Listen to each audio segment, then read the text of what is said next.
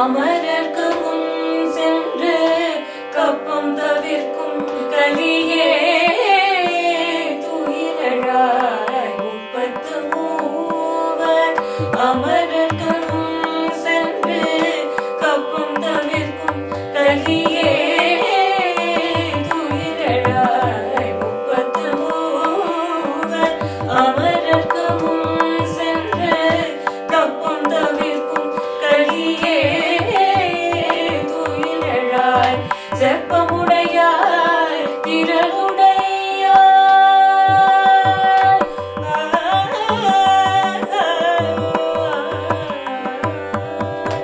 செப்பமுடையாய் திரளுடையாய் துயிலழாய் செப்பமுடையாய் திரளுடையாய் துயிலழாய் செப்பமுடையாய் திரளுடையாய் செற்றாக வெப்பம் கொடுக்கும் விமலா செற்றாக வெப்பம் கொடுக்கும் விமலா துயிலழாய் செப்பன்னமின் முலை செவ்வாய் சிறு மருங்குல் நப்பினை நங்காய் திருவே துயிலழாய் செப்பன்னமின் முலை செவ்வாய் சிறு மருங்குல் நப்பினை நங்காய் திருவே துயிலழாய் செப்பன்னமின் முலை செவ்வாய் சிறு மருங்குல் நப்பினை நங்காய் திருவே துயிலழாய் உக்கமும் தட்டுளியும் தந்துண்மணாடனை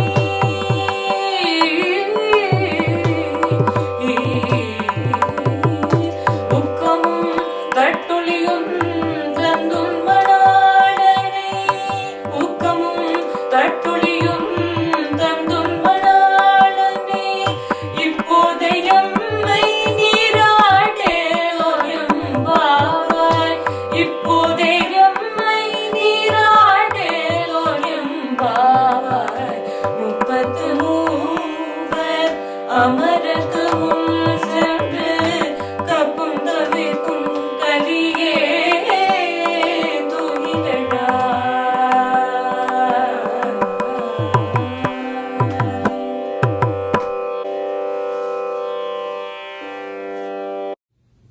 முப்பத்து அமரர்க்கு முன் சென்று கப்பம் தவிர்க்கும் கலியே துயிலழாய் செப்பமுடையாய் திரளுடையாய் செற்றார்க்கு வெப்பம் கொடுக்கும் விமலா துயிலழாய் செப்பன்ன மென் முலை செவ்வாய் சிறுமருங்கல் நப்பின்னை நங்காய் திருவே துயிலழாய் ஒக்கமும் தத்தொழியும் தந்துவன் மணாளனை இப்போதே எம்மை நீராட்டேலோ ரெம்பாவாய்.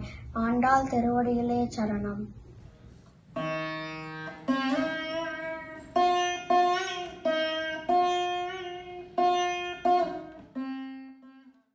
ஸ்ரீமதே ராமானுஜாய நமக. திருப்பாடகத்தில் பாண்டவதூத பெருமாள் எல்லாரும் சேவிக்க வேண்டிய பெருமாள். இந்த சரித்திரம் எப்படின்னா, பெருமாள் பாண்டவர்களுக்காக தூதனா வந்தார். முட்டாள் துரியோதனன் ஒரு காரியம் பண்ணார். இந்த கண்ணனை எப்படியாவது சிறைச்சாலையில பிடித்து அடைச்சிடும்.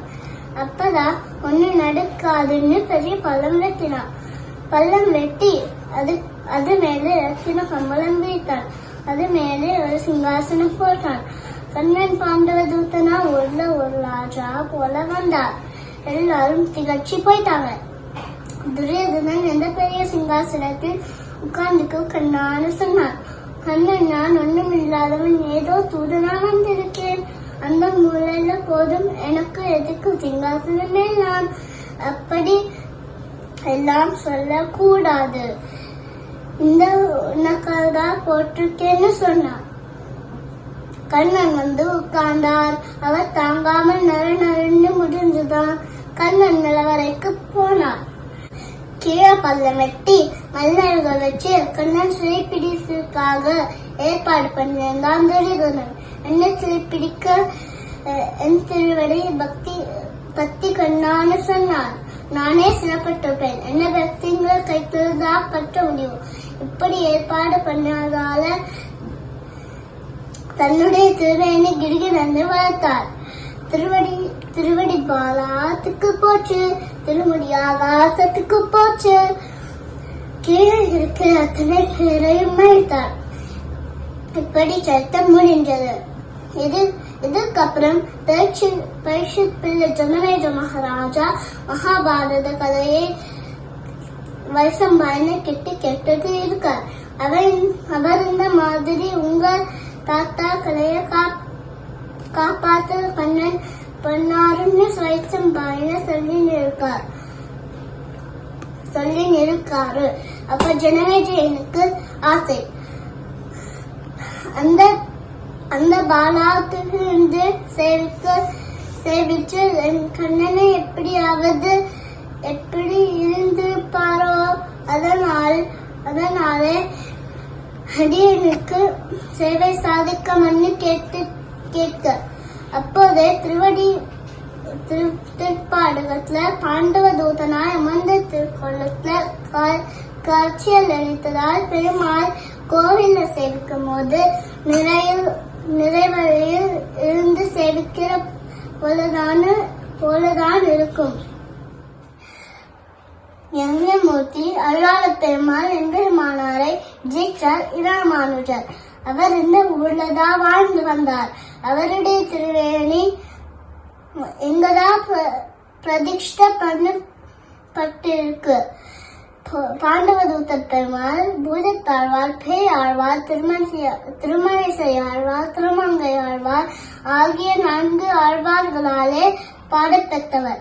கருத்த திருக்கோலம் 27 அடியில் நின்று திருக்கோலம் இல்ல, உலகளந்த திருக்கோலம் இல்ல, அமர்ந்த திருக்கோலத்தான் எழுந்தள்ளி இருக்கிறார். திருப்பாடவம் இதுல பாடுனா பெரிய, அகம்னா இடம். பெரிய இடத்துல பெரிய திருக்கோலத்துல பெருமாள் சேவை சாதித்து இருக்கார். ஸ்ரீமதே ராமானுஜாய நமஹ.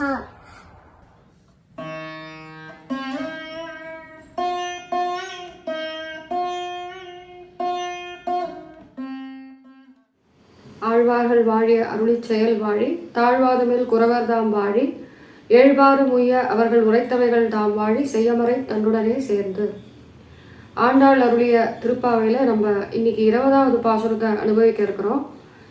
கீழ் பாசுரத்துல குத்து விளக்கெறியங்கிற அந்த பாசுரத்துல கண்ணபெருமானுடைய ஸ்ருங்கார ரசங்களை எல்லாம் அனுபவித்து ஆய்ப்பாடியில கோபியர்கள்லாம் எழுப்பினாலாம்.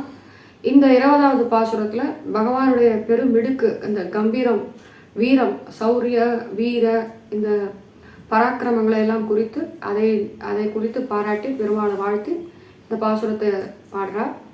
33 அமரருக்கு முன் சென்று கப்பம் தவிர்க்கும் கலியே அப்படின்னு முதல் கூப்பிடுறார்.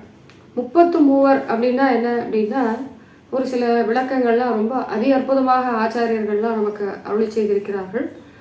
33 கோடி தேவர்களுடைய அந்த சாம்பிள் அப்படிதான், அதை தான் 33ன்னு சொல்கிறார்.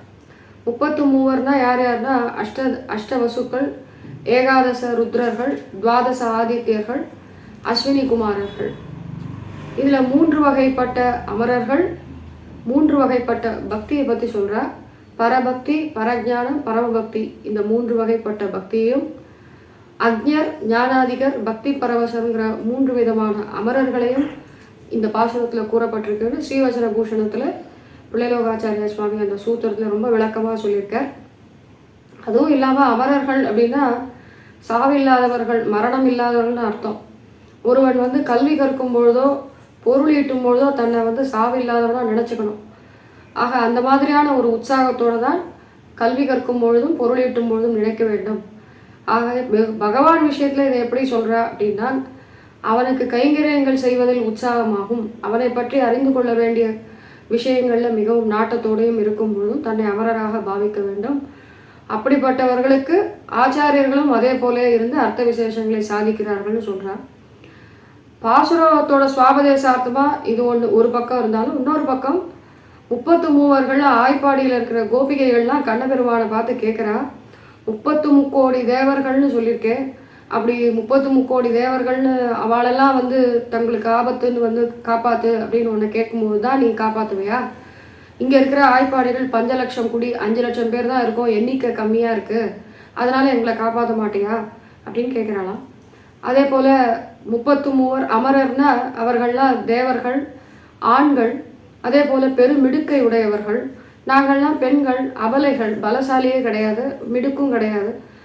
அவர்கள்லாம் எப்படி இருக்காங்கன்னா சர்வ சுதந்திரமாக தானே சர்வேஸ்வரன்ற ஒரு நினைப்பு தேவர்களுக்கெல்லாம் வந்துடுறது. அவர்களுடைய சக்தி விசேஷம், அவர்கள் பண்ண தவம், அவர்கள் பண்ண புண்ணிய பலனுக்கு ஏற்ற மாதிரி அவரவர்களுக்கு அடையக்கூடிய தேவ பதவியை வைத்து ஒரு கட்டத்தில் என்ன நினைக்கிறா, அவர்களே சோகம் அப்படின்னு நானே எல்லாம் அப்படின்ற ஒரு அகங்கார விவகாரங்கள்லாம் வந்துடுறது. ஆனால் அவளுக்கெல்லாம் நீ உடனே உழுந்து போய் வேலை செய்கிற, காரியம் பண்ணி கொடுக்குற. ஆனால் எங்களுக்கெல்லாம் நாங்கள் எப்படி இருக்கோம், தாசோகம்னு இருக்கோம்.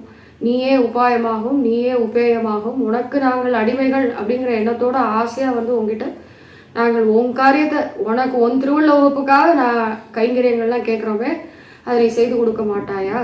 அதே போல் தாழ்ந்த பலன்களை எதிர்பார்க்குற தேவர்கள்லாம் மந்திரமலையை நட்டு மந்திரமலையை வந்து வாசுகியை கயிறா வச்சு பார்க்கடல் கடைஞ்ச போது அதுலேருந்து வந்த மிகச்சிறந்த பொருள்களை எல்லாம் தேவர்கள்லாம் எடுத்துட்டு அவாவா திருப்தியாக போயிட்டாலே.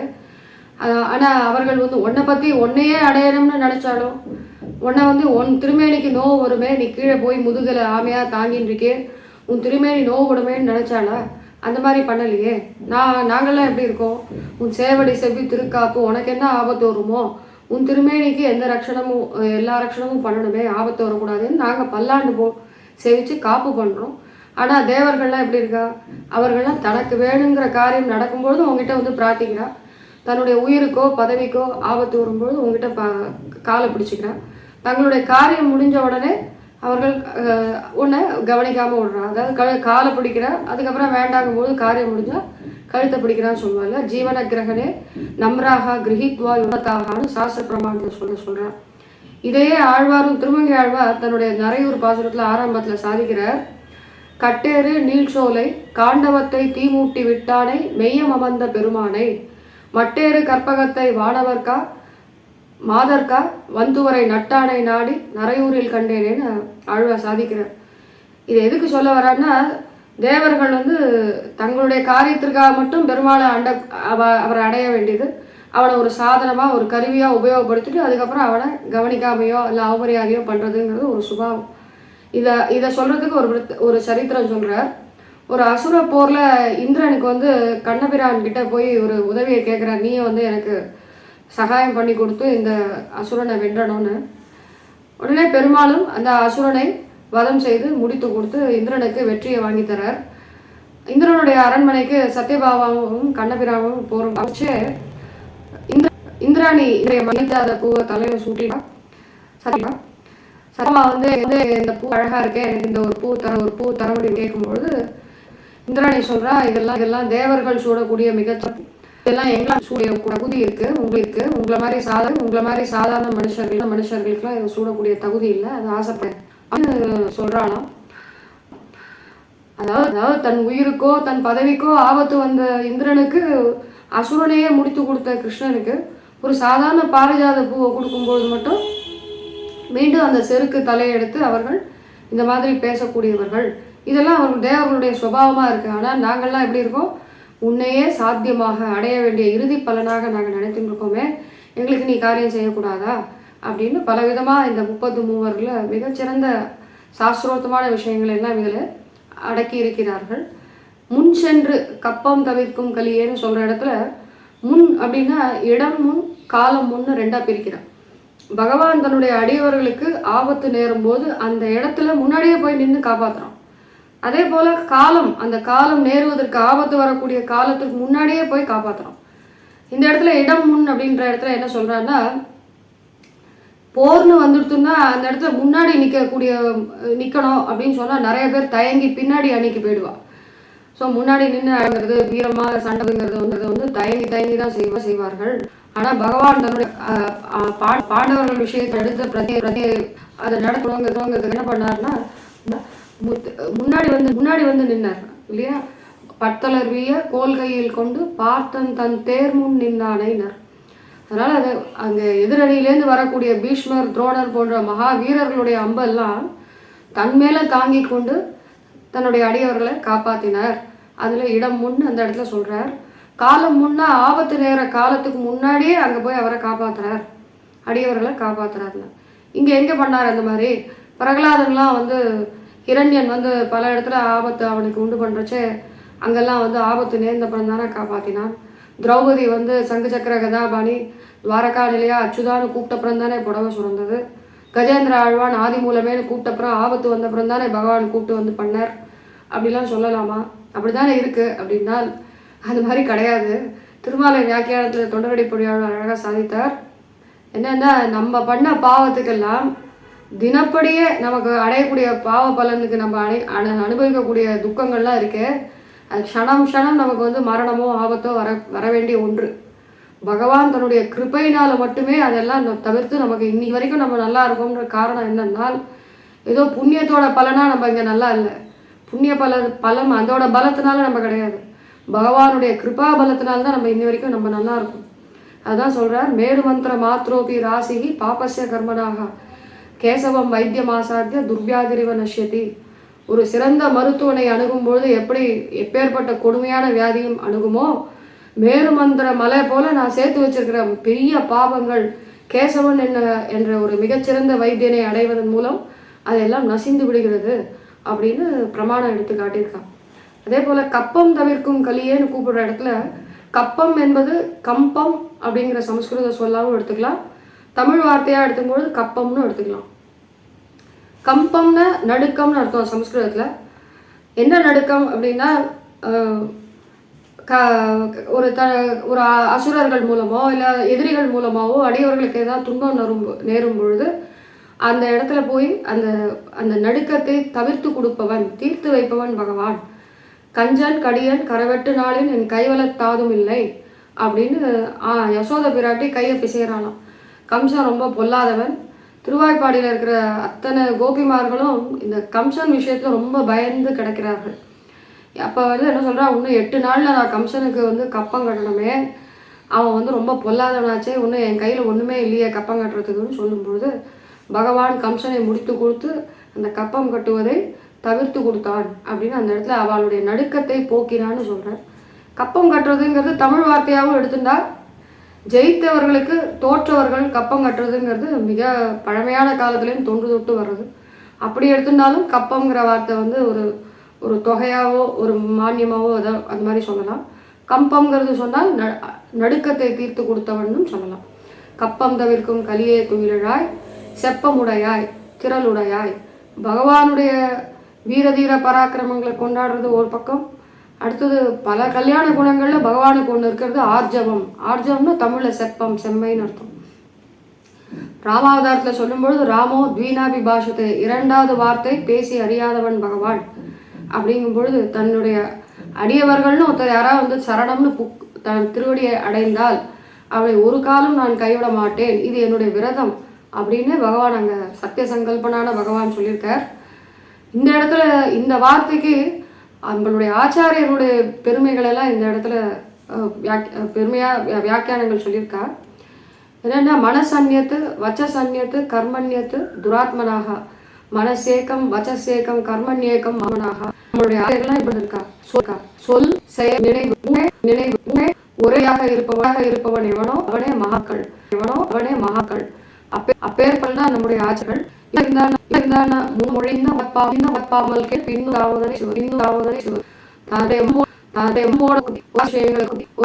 கோபங்களுக்கோ அர்த்தம் சொல்லலாம். நம்முடைய ஆச்சாரியர்கள் அதற்குண்டா விஷயங்களை வேத எடுத்து என்னென்னலாம் தேர்ந்தெடுத்து மிகச்சிறந்த கருத்துக்களை இருக்கிறார்கள். இன்னும் அழகா விளக்கி எளிமையா புரியும்படி நேர்மையானவர்கள்.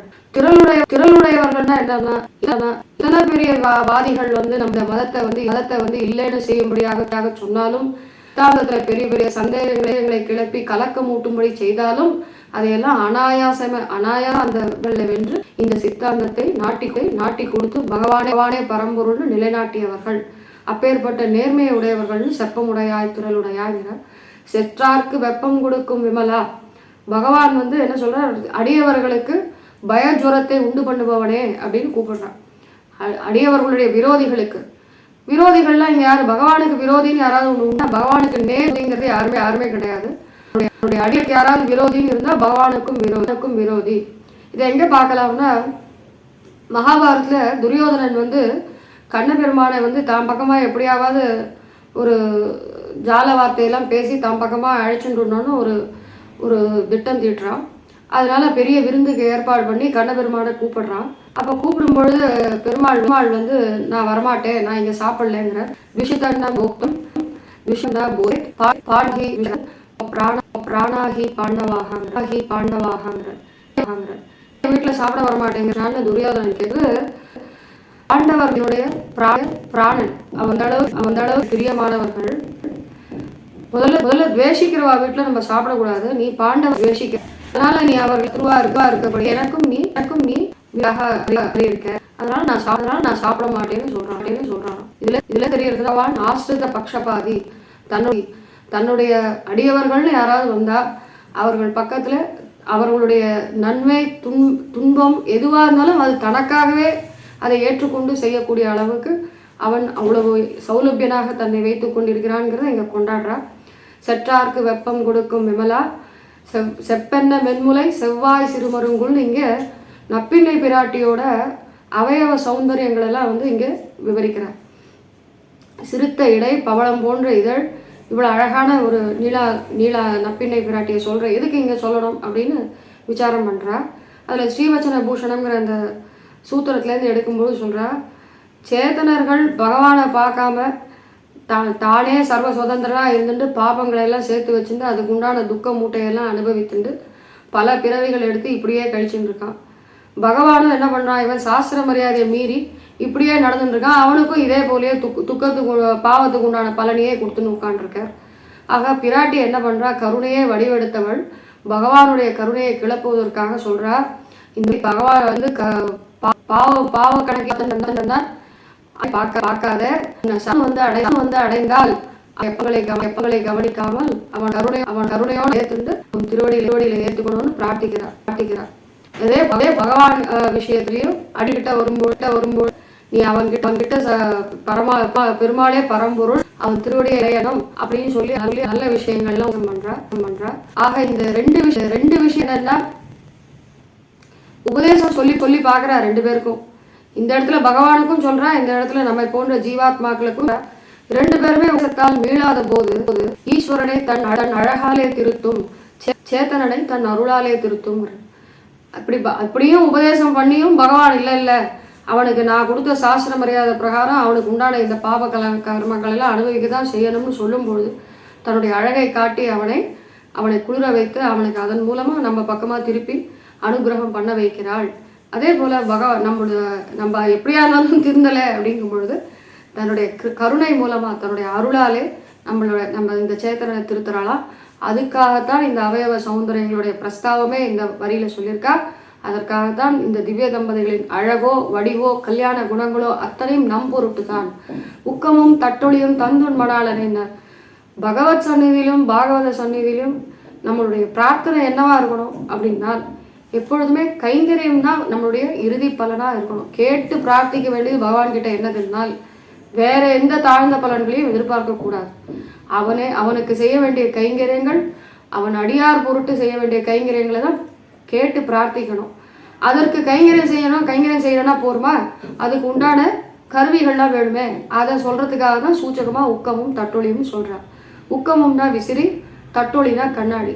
கைங்கரியங்கள் செய்வதற்கு கைங்கரிய உபகரணங்கள்லாம் வேணும் அப்படின்னு பிரார்த்திக்கிற மாதிரி இந்த பாட்டை அமைப்பு கொடுத்திருக்கிறார் என்பதுதான் திருவடிகளே சரணம்.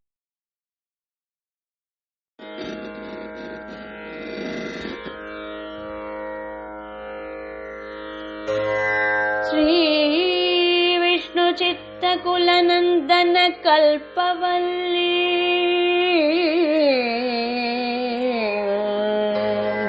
श्री विष्णु चित्त कुलनंदन कल्पवल्ली श्री रंगराज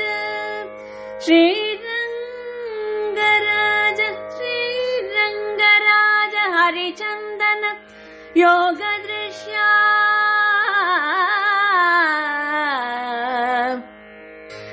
श्री रंगराज हरिचंदन योगदृश्या साक्षात् क्षमां करुणया कमलामिवान्या साक्षात् क्षमां करुणया कमलामिवान्या साक्षात् क्षमां करुणया कमलामिवान्या गोदां मनन्य शरणः शरणं प्रपद्ये गोदां मनन्य शरणः शरणं प्रपद्ये